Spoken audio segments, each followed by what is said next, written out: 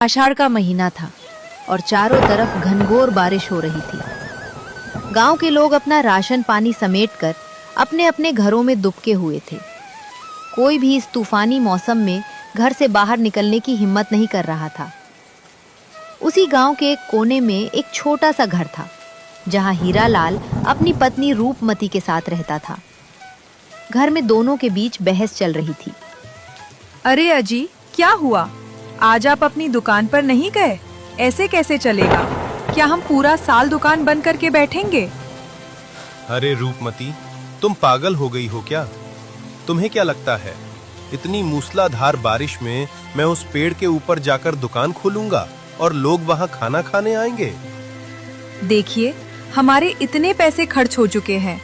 पहले आप ठेला लगाते थे, फिर ठेला बंद किया और आषाढ़ आते आते घर के सारे पैसे लगाकर पेड़ के ऊपर ढाबा बनवा दिया।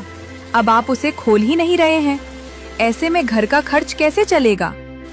रूपमती, समझती क्यों नहीं हो? जब गांव में इतनी तेज बारिश हो रही है तो सोचो घर से बाहर कौन निकलेगा? तुम निकलोगी क्या? चाहे कोई निकले या न निकले, आप कल अपना ढाबा खोलेंगे। कल आप मुझे घर पर बैठे हुए नहीं दिखने चाहिए। समझ में आया ना? ठीक है, ठीक है। मैं अभी जाकर जरा गांव का माहौल देखकर आता हूँ। अगर सब कुछ ठीक लगा तो कल ढाबा खोल दूंगा। इतना कहकर हीरालाल गांव की तरफ निकल जाता है। बारिश बहुत तेज हो रही थी। वो घर से थोड़ी ही दूर पहुंचा था कि रास्ते में उसे गांव के हरिया काका और बब्बन मिल जाते हैं। दोनों को देखकर हीरालाल वहीं रुक जाता है। अरे बेटा हीरा, क्या अब तुम्हारा ढाबा नहीं खुलेगा? अरे इस बारिश के मौसम में कम से कम गरम गरम समोसे ही बना लेते तो हम ही आकर खा लेते। अरे काका, सोच तो मैं भी यही रहा हूँ, पर क्या आपको लगता है कि इस बारिश में अगर मैं समोसे बनाऊंगा तो लोग मेरे ढाबे पर खाने आएंगे? अरे भाई हीरा, अब तो तुमने पेड़ के ऊपर ढाबा बना लिया है। जब से ढाबा बना है तभी से बारिश शुरू हो गई और तुमने उसे एक बार भी नहीं खोला। अरे एक बार खोलकर तो देखो भाई। मैं कहता हूं, अगर कोई नहीं भी आया तो हम दोनों तो आएंगे ही। ठीक है, तो कल सुबह होते ही मेरी कढ़ाई चढ़ जाएगी। किसी चीज की कमी नहीं होगी, बस आप लोग जरूर आइएगा।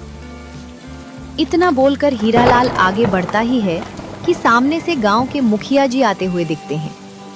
अरे मुखिया जी, प्रणाम। इस तेज बारिश में आप कहाँ घूम रहे हैं? अरे बेटा हीरा, बहुत बड़ी खबर आई है। जो अपने बगल वाली नदी है ना, उसका जल स्तर तेजी से बढ़ रहा है। अभी अभी मुझे सूचना मिली है कि गांव खाली करवाना पड़ सकता है। क्या मुखिया जी, गांव खाली करवाना पड़ेगा? इससे पहले भी तो बहुत बारिश हुई है, तब तो गांव खाली नहीं हुआ। फिर अचानक से गांव कैसे खाली होगा? देखो बेटा, मुझे ज्यादा कुछ नहीं पता। मैं तो बस गांव वालों को सतर्क करने जा रहा हूँ। जिसे रुकना होगा रुकेगा और जिसे जाना होगा वो जाएगा। इतना कहकर मुखिया जी वहां से चले जाते हैं। हीरालाल पूरी तरह हताश होकर भागते हाँफते अपने घर पहुंचता है और अपनी पत्नी से बात करता है। रूपमती, मामला बिगड़ चुका है। जो पैसे हमने ढाबे में लगाए थे वो तो फंस गए। अभी रास्ते में मुखिया जी मिले थे। वो बता रहे हैं कि नदी का पानी बढ़ रहा है और गांव में बाढ़ आने वाली है। अरे यह तो हर बार की बात है। हर साल हमें ऐसी सूचना मिलती है, पर गांव वाले कभी अपना घर छोड़कर जाते हैं क्या? भला कौन अपना घर खाली करेगा? आप बहाने मत मारिए। कल आपका ढाबा खुल जाना चाहिए, मतलब खुल जाना चाहिए। ठीक है बाबा, ठीक है। ऐसी ही बातें करते करते पूरी रात बीत जाती है। अगली सुबह होती है। सुबह होते ही हीरालाल पेड़ पर बने अपने ढाबे को खोल देता है और कढ़ाई चढ़ाकर गर्मा गर्म समोसे तलना शुरू कर देता है। देखते ही देखते समोसों की सौंधी खुशबू पूरे गांव में फैल जाती है।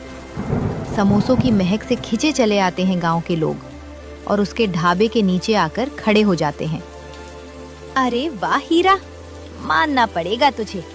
पूरे गांव में सब बाढ़ के डर से अपने अपने घरों में दुबके बैठे हैं और तू इस विशाल पेड़ की छत पर बैठकर समोसे तल रहा है।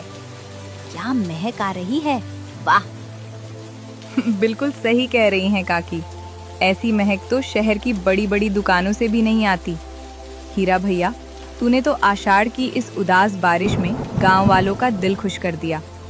सच में तेरे समोसों की तो बात ही कुछ अलग है। अरे काकी, अरे भाभी, आप दोनों नीचे खड़े खड़े क्यों बातें कर रही हैं? आइए जरा ऊपर सीढ़ी चढ़कर ढाबे पर बैठिए और गर्मा गर्म समोसों का मजा लीजिए।